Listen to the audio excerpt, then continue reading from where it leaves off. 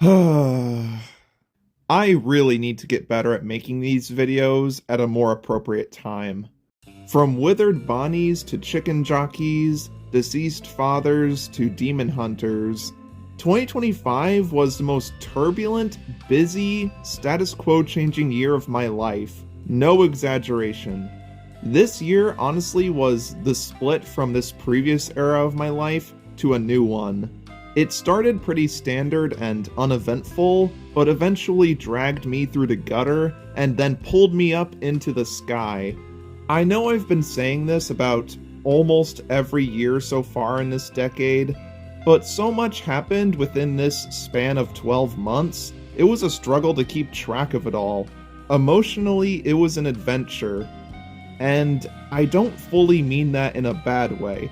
Honestly, I don't want to beat around the bush any longer. Let's just dig into what happened to me this year, outside of what you can tell from my channel, and with a little bit of info for stuff that has happened this year thus far, considering how long it's, taken me to make this video.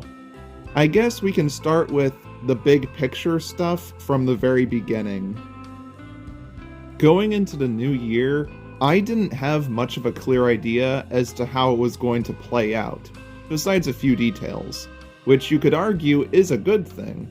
Quite randomly, my father decided to take us up north to stay at this golf course resort in the middle of January for a week, even though we had just celebrated Christmas in the upper regions of our state already, but whatever.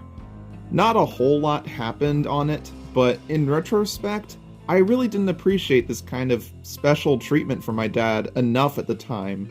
You can guess why I reflect on it this way now. Later in April, my mother went on a trip to New Orleans with my aunt, where she brought back this little art piece for me. I mostly only bring this up because it gave me a chance to spend an extended amount of time between just me and my dad, something that I'd never really done before. Mom doesn't really get out of the house for that long of time without us being present. But of course, we now reach the most important part of the year, our summer vacation to Idaho and West Yellowstone, Montana.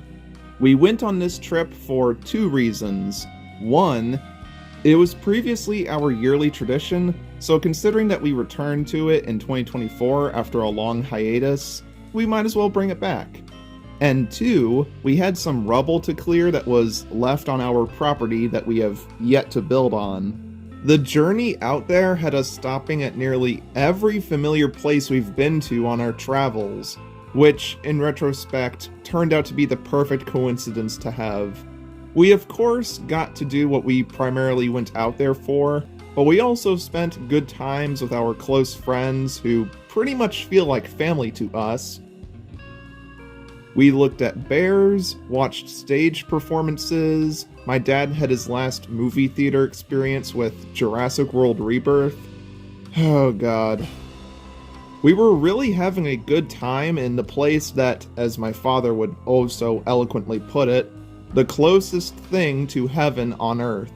And his choice of words, the odd symbolism of it all, and some suspicious foreshadowing that happened in my dreams leading up to the trip where he'd sacrifice his life to save me, all feel like they were preparing me for what was to come.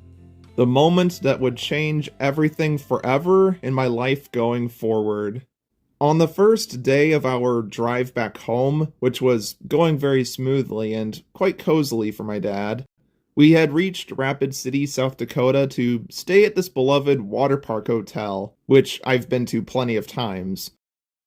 We all went to sleep that night. I got to open up my cool shirt and show it off to my father, and with just the shut of an eye, my father, who was 66 years old, peacefully slipped away in his slumber. Edward Gerard Gorelski, my devoted dad, had left us. I understandably was shell-shocked and emotionally devastated.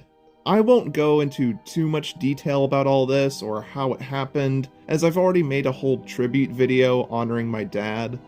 But looking back on it in retrospect, It kinda surprises me just how well I was able to hold it together in this moment and be there for my mom. I think as soon as I saw the ambulance arriving to pick up my father and take him to the nearby hospital, my brain was already starting to go through the stages of grief. And the real pain was derived from what followed, sometimes quite literally. The realization that a person I knew and loved my whole life was just gone overnight, just like that, with no warning signs ahead of time, absolutely wrecked me. Now, in complete honesty, I do think there were a few warning signs before all this happened. There were a couple of moments when we were in town where my father would be catching his breath. I wanted to make sure to keep tabs on him when he was using the handicapped shower at the public bathroom at the campground we were at, and so on and so forth. While tons of people were there to help us in more ways than I have the time to list off, and while we made sure to give my dad a very fashionable funeral, with so many people from different chapters of our lives present, complete with a whole great big speech that I had prepared, I just wasn't the same person after this. While I'm sure this is commonplace for people who go through extreme loss, I was suffering from emotional mood swings, moments where I'd look back with regret as to what I could have done differently, even throwing around the idea of I could have saved him had I just known what was coming that night, mentally beating myself up, or even losing hope and motivation at times. Not to mention the sadness that comes from knowing how much we both did and didn't get to do together, me and him. But like I said, there have been so many dear friends, close family members, and plenty of hobbies and fascinations of mine that didn't just help to get me through this sensitive time, but empowered me to grow stronger as a result. And ever since then, I've become more devoted to making changes in my life, going at projects we've put off for so long, trying new things, and finally finding peace in this new life. And my mother is the same way too, even more so. She even re-entered the workforce after so many years just being a stay-at-home mom and helping out with house cleaning with her friends and stuff. I myself have felt so much healthier ever since the new year, and I'm only getting better. And I understand that during all of it, my father is still around in our hearts and watching out for us up there with the most proud smile one could have. Or at least I would hope so. Sorry that we got rid of your swamp boots, Dad. Oh, and don't get me started on the whole adventure of our godfather helping us to get back home from the trip. Oh boy, we had to practically break into our own house when we got home, for crying out loud.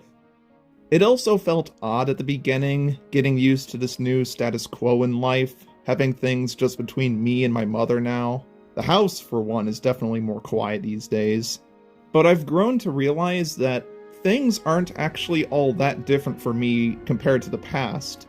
Because usually, it was always my mom that I would fall back on during the day-to-day, as my father, while he did care for us so much, he was so ingrained with his work that he couldn't always be present, and was often found going on work trips and stuff. So, weirdly enough, it was actually an easy transition for me. I don't think I can say the same for my mother, bless her. Regardless, it's an adjustment that's gone quite smoothly and calmly, leading us to become closer a lot of the time, while also encouraging us to become more independent.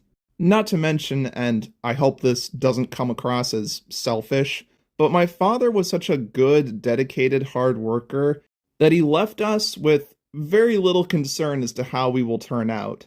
He left us with a safe and warm home sweet home as always. His close coworkers and relatives are willing to help us with our mechanical needs that he would usually take care of, and our financials are in good shape, even though I have a job now, but either way, we'll get to that. What I'm trying to say here is that my initial anxiety from the thought of us being left homeless, rotting on the side of the road, starving to death, were quickly alleviated. So don't worry about us in a literal sense. But in the end, when my father is not physically by our side, he's still coming in clutch, helping out and bringing so many people together.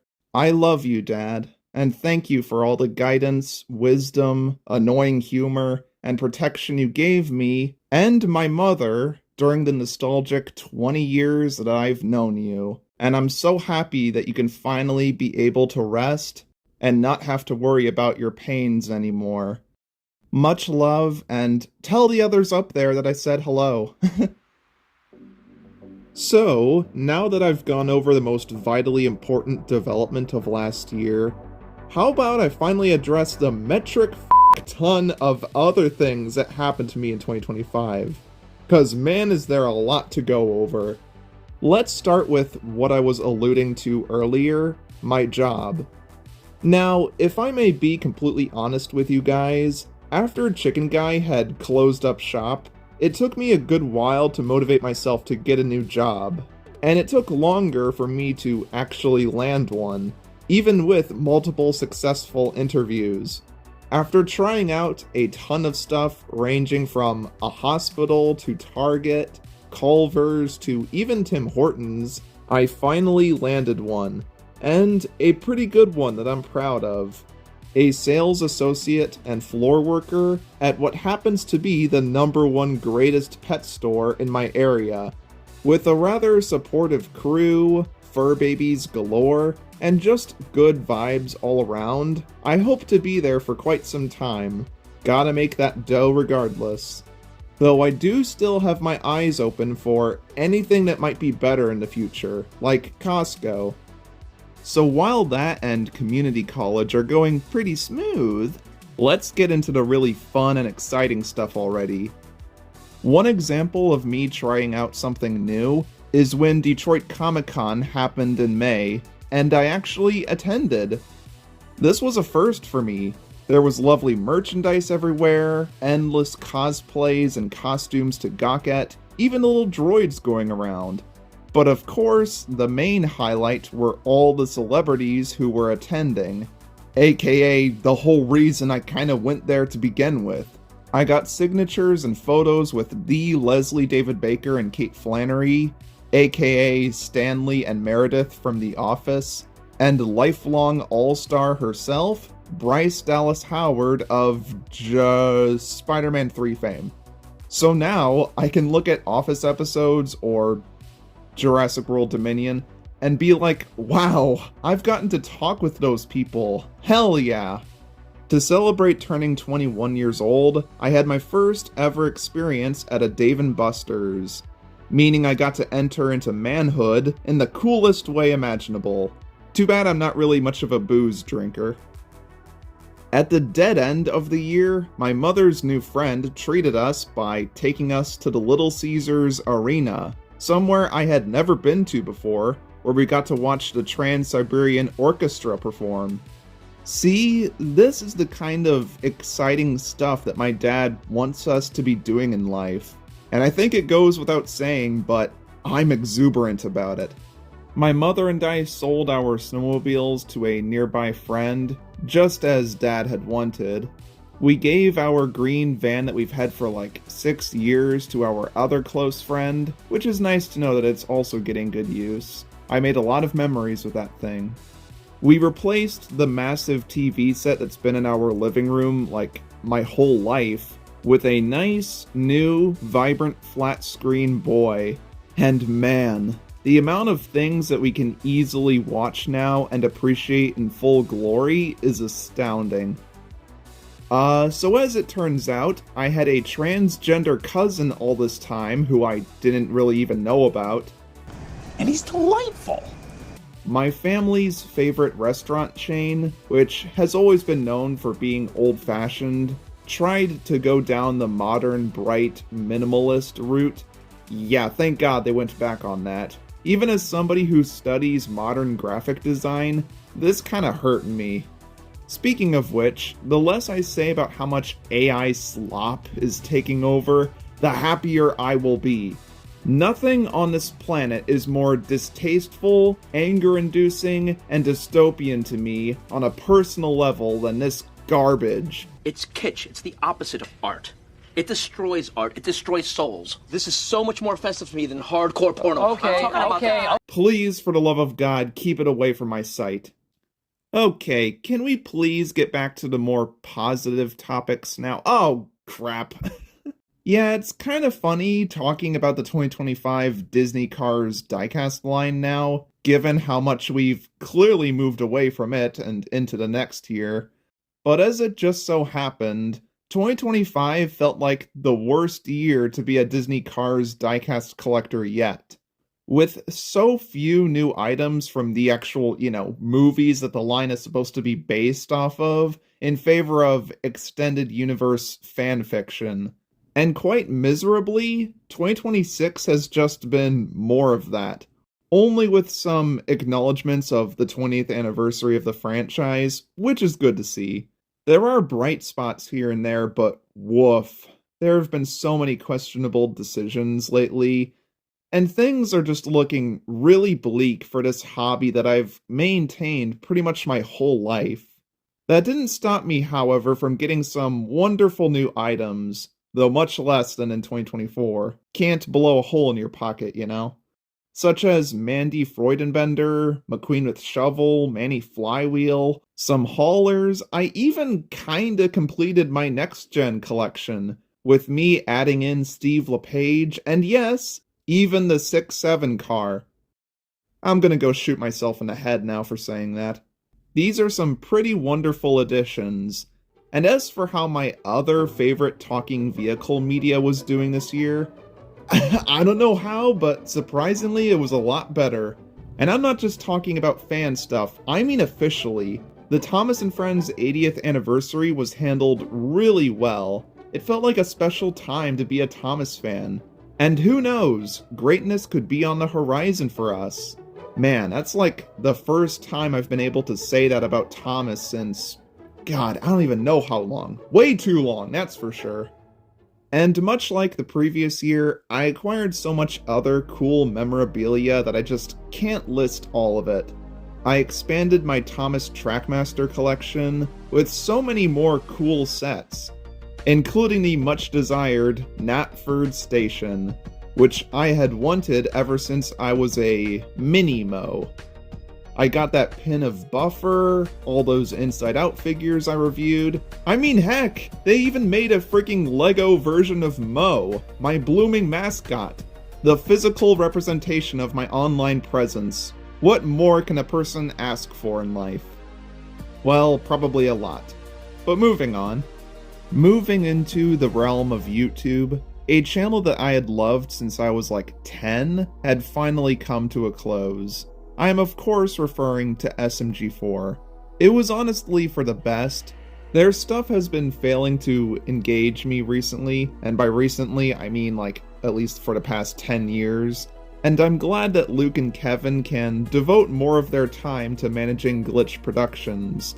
But that doesn't take away from the fact that this channel gave us a lot of memories. As did the FNAF-themed Gary's Mod channel, RyRy99. Too bad he turned out to be a PDF file.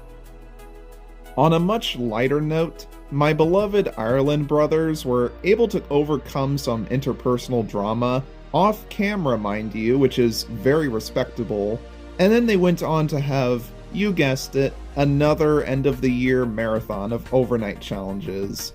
One episode of which featured them staying at the Iowa 80, aka the world's largest truck stop, which is somewhere that me and my dad had stopped by countless times on our trips.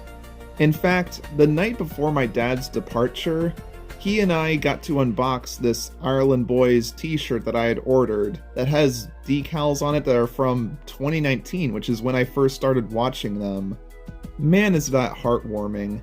It's funny to think that these two guys who my dad was hardly even familiar with now have a permanent personal connection to him. God bless you two. Just don't use AI to make your overnight marathon logo again next year, like, come on. Alright, I think we've reached the obligatory section where we get to discuss all the new media releases that had my attention this year, which, oh my god, there were a lot of. So many new things came out that I legit just don't have the time to go over them in detail. Prehistoric Planet Ice Age, new FNAF games, the Office spin-off series. Oh, right, I almost completely forgot that Jurassic World Evolution 3 was the thing that happened. My 2018 self would be going absolutely bonkers over that thing right now. The cinematic side of things definitely saw some high highs and low lows. You had Pixar controversies, smash hit originals, Ice-T shouting at some aliens. How could you, man? How could you? Whatever you want to describe the Minecraft movie as, it wasn't a movie, that's for certain. Coming in hot! Oh, and, somehow the Smurfs returned. Smash that subscribe button! Glitch Productions, meanwhile, just continue to be the champions of indie animation, with 3 more sensational episodes of my favorite web series, The Amazing Digital Circus, which has helped me through so many tough times, and is right on the cusp of concluding this summer. Oh no. Sex. Man, I can't believe that we're at the end now. I've become so close to these characters over the years. And along with that, they've introduced us to some highly intriguing new worlds, with the Gaslight District and Knights of Guinevere. And as we're all aware, the world was absolutely overtaken by the surprise juggernaut that was K-pop Demon Hunters, which I love just about as much as any other person. So many bangers, man. Can't wait to see what they do in the future. And oh my god, guys, they finally did it! Disney blessed society with an actually good sequel for once. Took them long enough. With this year's animation equivalent of Inside Out 2, Zootopia 2, a thoughtful, fun expansion to the first movie, which I've also lately become a fan of. Never have I ever been more excited to see how a world is going to be explored further in sequels than I am with this. Too bad that mysterious cloaked figure from the trailers wasn't really in the movie like I was hoping. Rest in peace to all of those interesting theories, I guess. Sadly, not every sequel this year could have been quite as glamorous, because we also got Five Nights at Freddy's 2, that absolute wreck of a film. I didn't even bother making a video on it because what's even the point? I knew that whatever criticisms I had to say, aka all of them, weren't going to be listened to by the filmmakers. They don't care, so why should I, right? At least the theater-going experience was fun to do with all the other fans again. But man, what a waste of so many opportunities. My poor sweet summer child, Withered Bonnie, you were absolutely done dirty in this. I really don't even know if I want to bother with 3, because what is the chance of it actually being any better whenever that thing comes out? And at long last, we have You.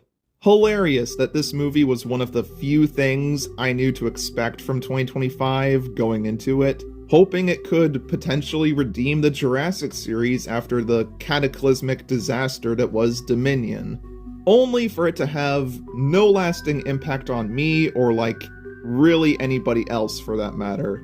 I'm really glad that my dad got to experience it with me, you know, because that was the last movie he got to see in theaters.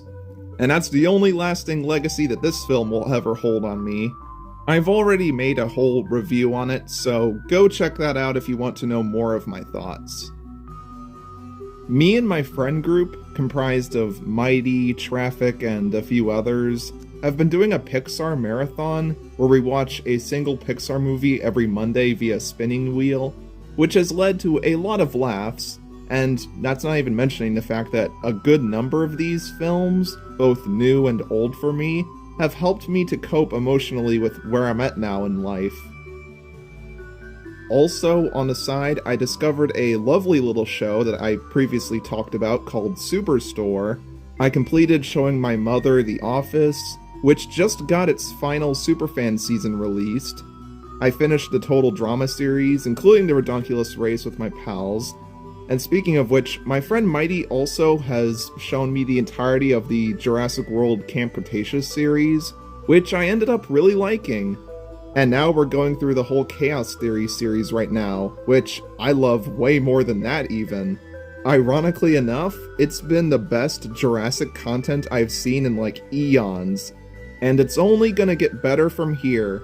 Well, for me that is, not officially speaking, oh god no. In fact, this whole year was an opportunity for me to share things with people for the first time. I started showing Digital Circus to my friends, which was a great decision to make. I got the chance to present Prehistoric Planet to my dad in time, which ended up intriguing him. I'm really glad. And somehow, no joke, totally ironically mind you, I managed to get away with subjecting my mother to the horrors of not cool. Yes, really. It says here in your little filey.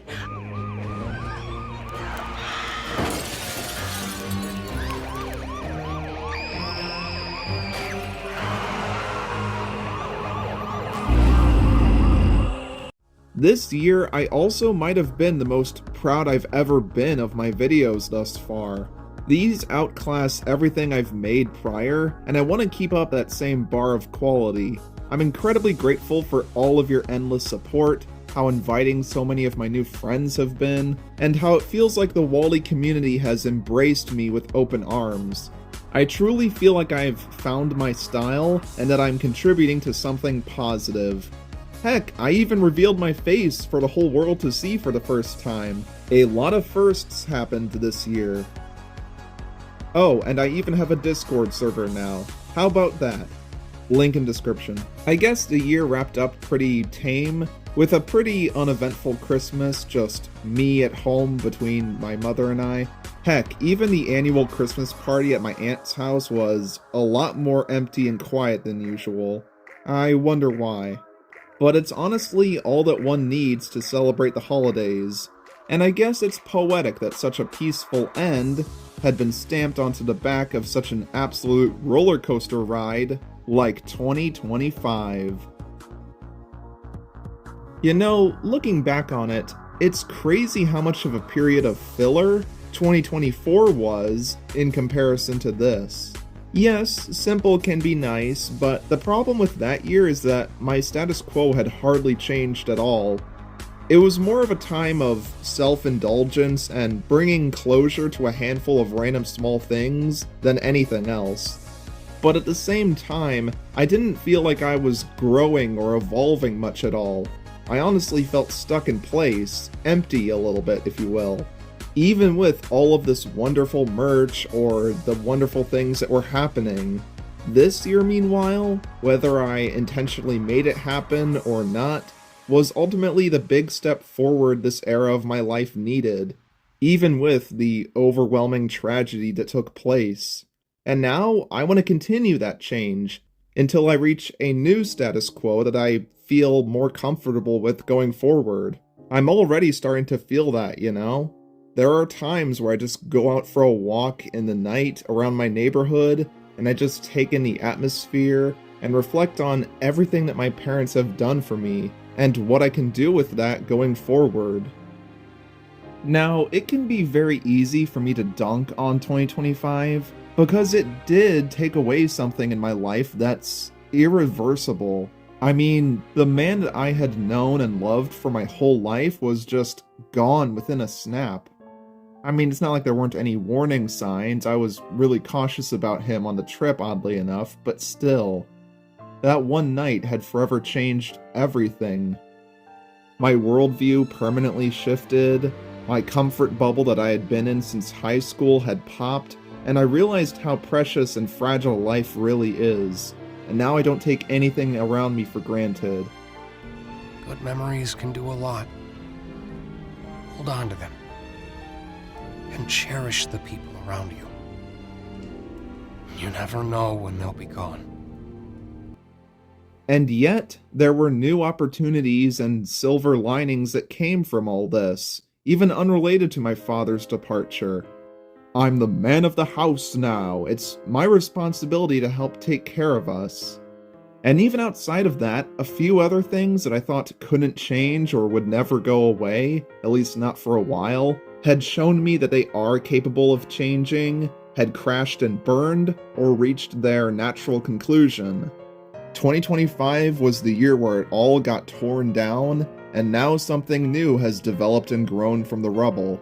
Honestly, I haven't felt this alive and healthy and determined in a long time, but I understand that I still have a lot of work to do and a lot of things that need to be sorted out in order for us to have a proper foundation in life.